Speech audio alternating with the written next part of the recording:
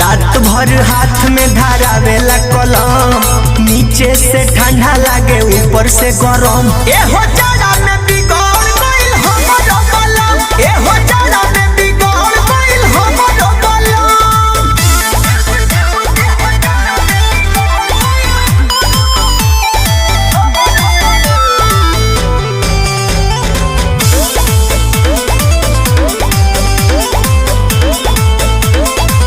बुझेला अपना के बड़का पढ़ाकू, सांझोते से जिया पवन जाला डाकू।